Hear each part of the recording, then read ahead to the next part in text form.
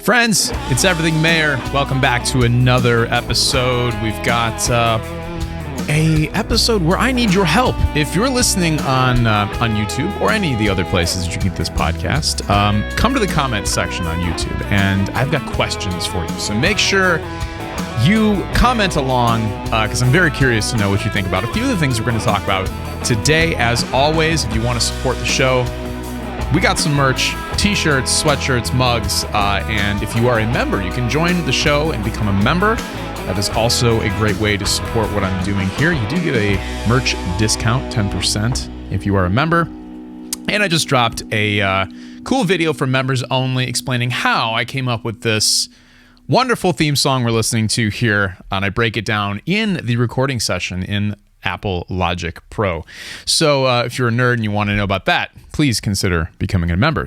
But today we got a few topics. One, controversy. Controversy is afoot in the mayor world. The singer Saint Vincent, singer, artist, guitarist, there was some opinions expressed about a John Mayer song. We'll get to that in a moment. John Mayer in the New York Times for his watch collecting, but I discovered an old Sob Rock review that we need to talk about, and I want to know what you think about that as well. And we've seen the end of the Dead & Company Sphere Las Vegas residency. How are you feeling about that? And of course, if you stick around all the way to the end of the show, we've got the After Dinner Mint, where we'll talk about, we'll talk about some milestones the channel has achieved lately. So first up, though, let's talk about, oh boy, St. Vincent. Well, let's just read it. This was in Billboard, covering another interview that St. Vincent did. So during a recent interview with Kerrang! Grammy-winning artist St. Vincent, known off stage as Annie Clark, didn't mince words when discussing what she considers the, quote, worst song ever written. Her choice, John Mayer's 2003 hit, Daughters. It's just so hideously sexist, but it pretends to be a love song. St. Vincent told the British Heavy Music Title, it's really, really retrograde and really sexist, and I hate it. It's so deeply misogynistic, which would be fine if you owned that, but it pretends like it's sweet. St. Vincent's critique seems to zero in on the song's lyrics, which advise fathers to be good to your daughters to ensure smoother relationships for men in the future. And let's see. Well, I mean, that's pretty much it as far as what she had to say there. Daughters. Let's just review the lyrics if you don't remember them. We'll talk about them. I'm not going to read the whole song to you, but I know a girl, she puts the color inside of my world. She's just like a maze where all of the walls all continually change, and I've done all I can to stand on her steps with my heart in my hands. Now I'm starting to see maybe it's got nothing to do with me. Fathers, be good to your daughters. Daughters will love like you do.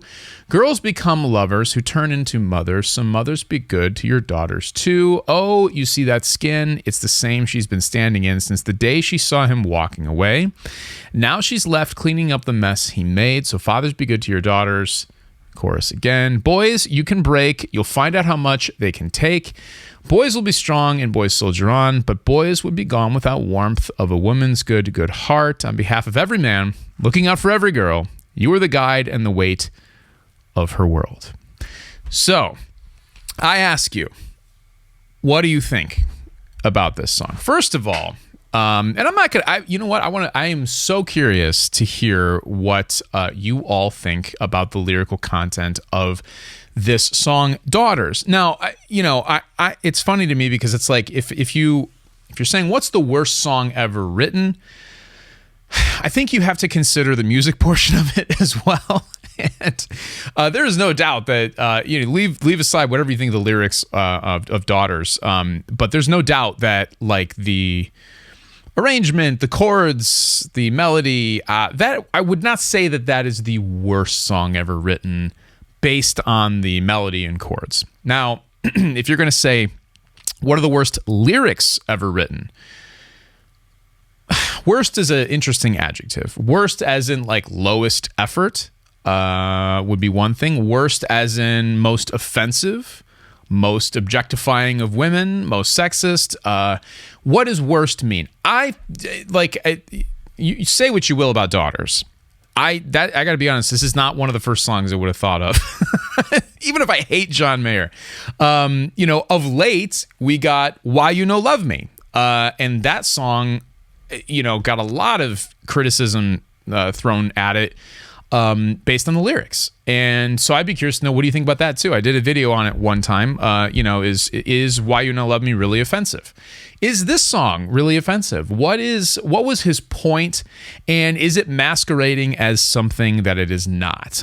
So often songs get confused by listeners. Just think about Born in the USA by Bruce Springsteen. If the point of that song and the lyrical content of that song often does not line up with how it is used in a 4th of July rally cry kind of way. What else? How about Every Breath You Take by The Police? Interesting. Not really technically a love song, more of a stalker obsession kind of song.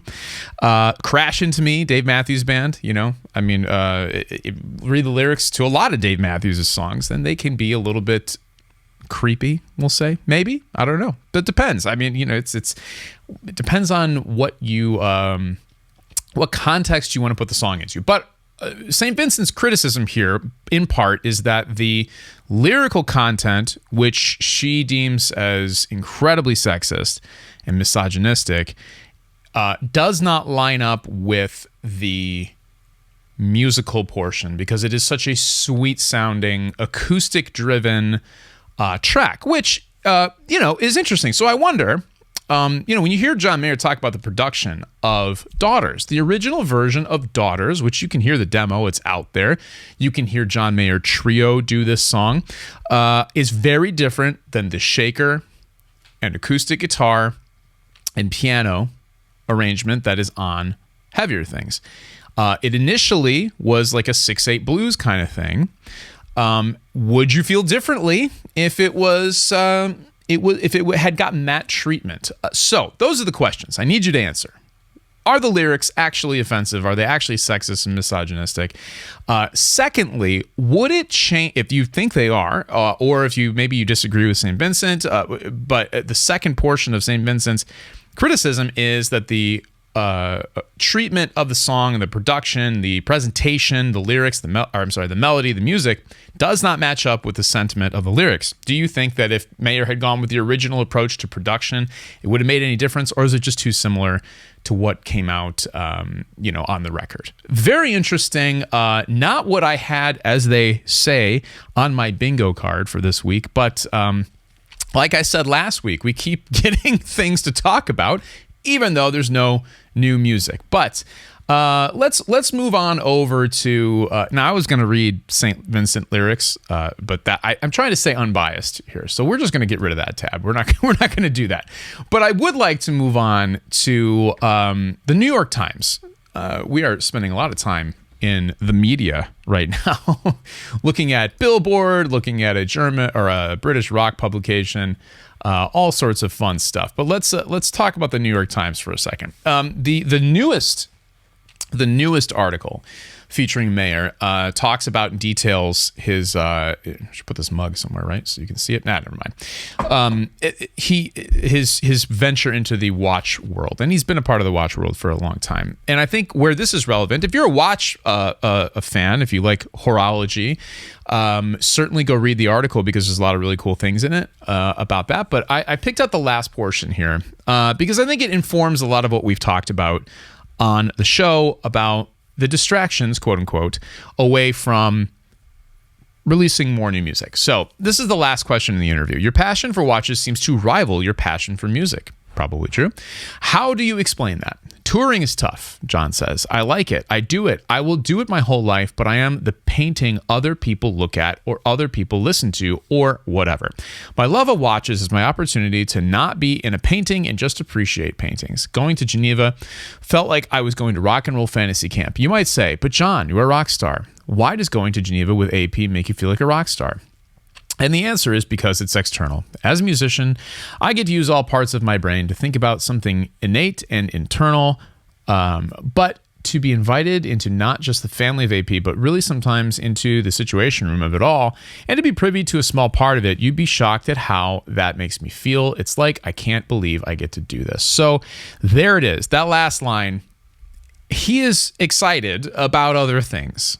And that's okay. That is okay. I mean, how often in your life have you found a new hobby, started a new job, met a new person, whatever, that just kind of shifted your focus? And it's like, you're not leaving the things you cared about behind, but you're focusing on something new and different. We all do it. Mayer is a human. He's allowed to do it.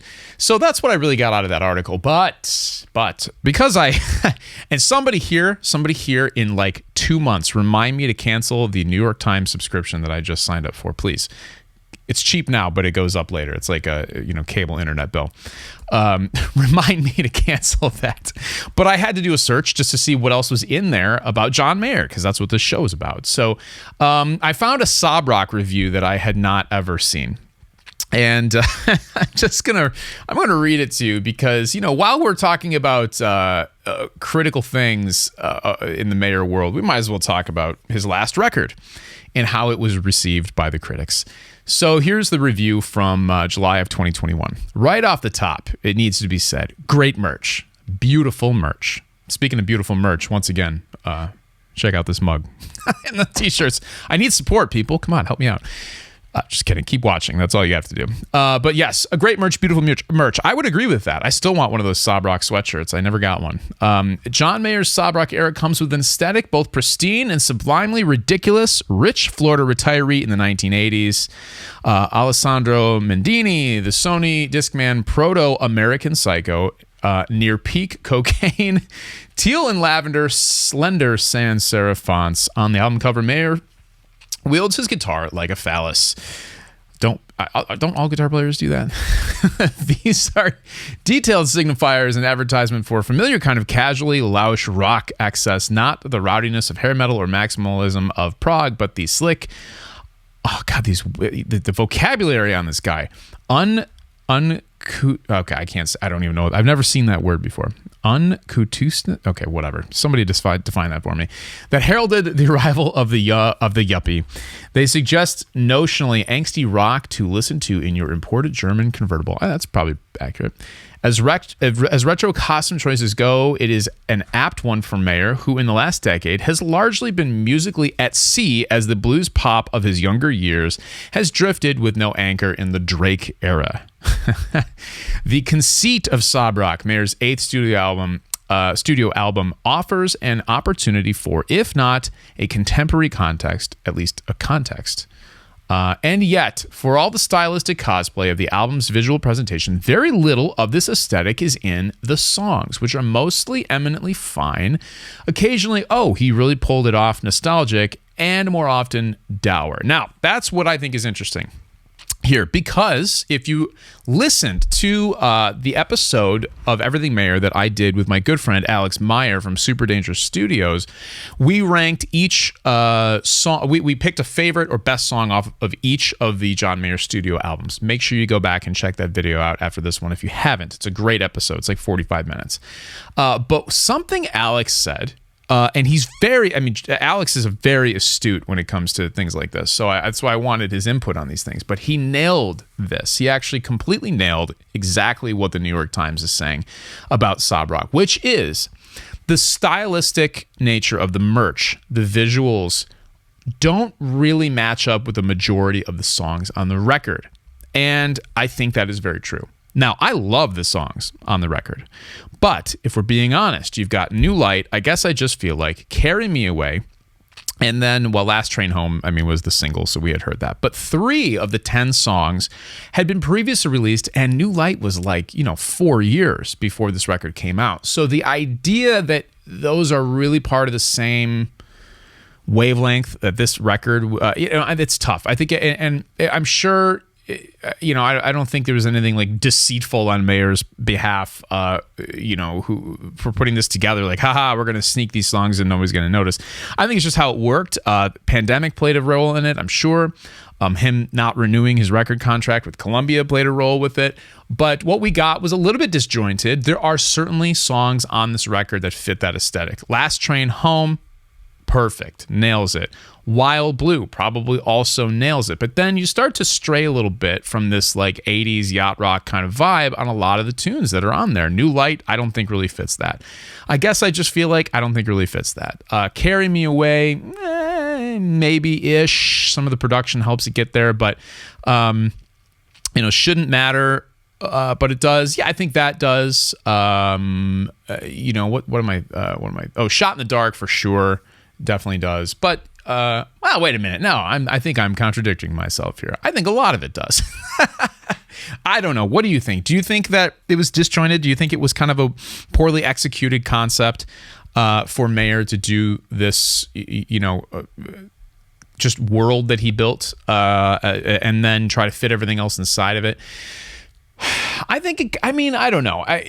I see what Alex and the New York Times are saying. I mean, it is a pretty heavy-handed and it's very well done rebrand of what he's doing, all the way down to the outfit, the hair, all of it. Even guitar tone, even the guitar tone. His pedal board changed, and what he had available to him on that tour changed because he was going for a certain thing, and those sounds even made their way into other non-Sob Rock era songs. So I thought it worked overarchingly pretty well, but I'm biased. I have a podcast dedicated to my favorite artist of all time.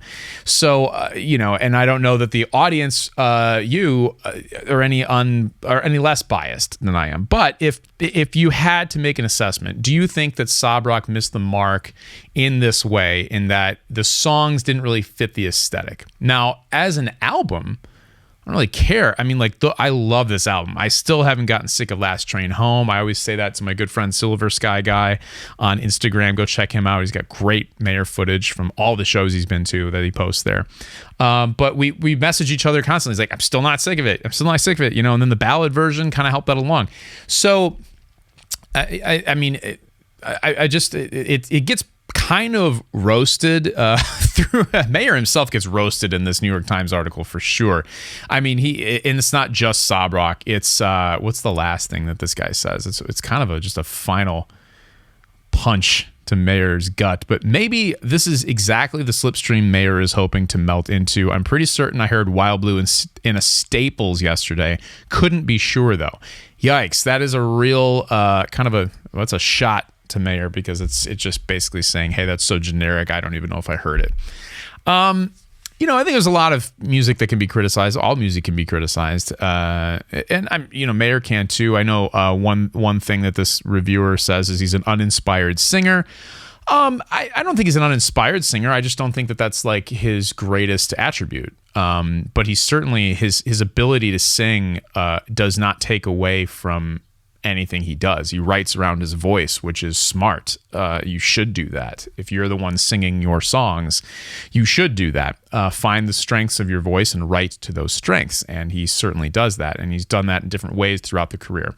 So, I don't know. You tell me. Got a lot to talk about in the comment section. So I want to hear from you for sure. And I also want to hear from you about our third and final topic before the after dinner mint, which is where all the real stuff happens on this show. But the Sphere residency is over. How do you feel about that? Do you feel relief, as though, all right, I'm not a Dead fan and I don't have to hear about this anymore. I don't have to see it on Instagram. I don't have to hear Tom talk about it on Everything Mayer anymore. We're done.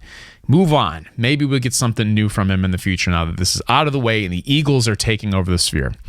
Or did you get to go to the show? I saw a few people that I know going to the shows this past weekend. How was it? I've heard from a few of you just, in general, about how great it was, and I don't doubt that it was awesome. So I'm curious to know what your feeling is at the end of this era. And I assume that Dead and Company will not return to the Sphere. I don't know. I think that we're probably, but again, maybe I'm wrong. I don't. Maybe they did so well they're like, you know what, we're going to come back again next year. I don't know.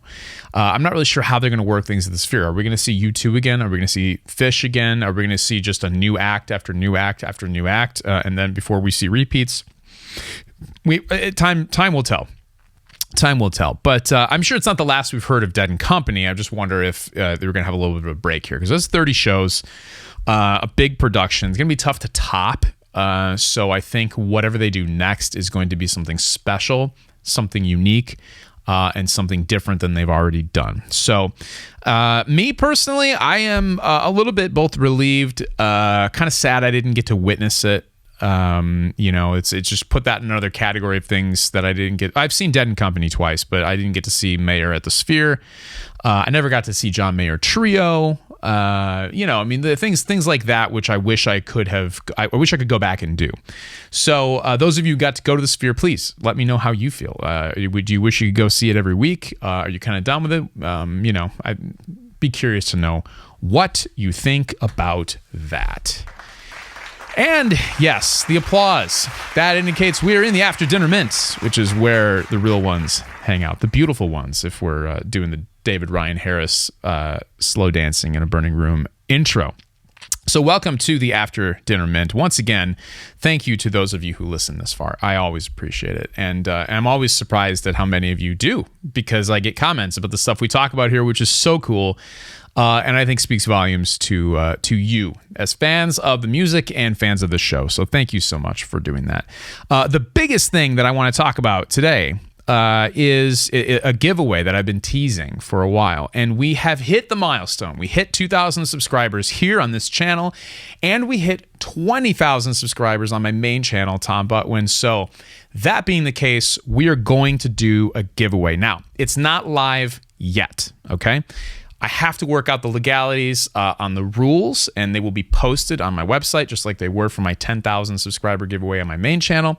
When that happens, I will let you know and tell you exactly how you can enter and what's being given away. I've talked about it in previous episodes, but I'll wait at this point for the official announcement. But I think, initially, I'll just let you in on some of my thought process here. Initially, what I was going to do is really push it on both channels, both this show as well as my main YouTube channel. However, it'll be available for entry on both. Anybody from anywhere can enter. It's just signing up for a mailing list. That's all it is. But I think I'm going to push it hardest here, and I'll tell you why. Two reasons. One, what I'm giving away is at least one of the things very relevant to here on this channel, and being a John Mayer focused fan podcast. Two, if you look at the analytics, and I've talked about this before, the difference between this channel and my main channel. If you look at the analytics, this is a community.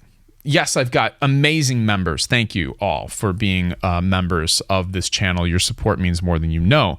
I've got people buying merch, which is amazing. But then we've got all of you who stick around and listen to this, come back every week, new people coming in. It's a community. We discuss things. We all have a common interest. Now, there's a little bit of that on my main channel. Not much, though, because what I've done there is different. I've created videos there that are searchable, that are not necessarily in one particular lane. Do a video about Keith Richards from the Rolling Stones, and then I'm doing a video about the legendary Sister Rosetta Tharpe, and then I'm doing a video about Lindsey Buckingham, and then I'm doing, I used to do product reviews there. So it's the type of channel where people search, they find, they watch a video, and they leave. And that is totally fine. I wish it was different than that, but it is kind of what it is. Maybe it will change as I do more of what I'm already doing over there. But who knows? We'll see. But that being said, again, anybody from either channel is going to be able to enter the giveaway, with one caveat I'll get to in a second, which always pains me to say this, but it's just how it works. But, all of you here are part of the community, and I hope that I can push it here and, just to have it be a celebration, mostly here on this channel. And that caveat I mentioned is this. For the big stuff, I can only do it in the United States. I can only give it away to people in the United States. And there's a humongous list of reasons why I can't do it beyond that. And I'm really sorry if you are outside of the US, and I know some of you are.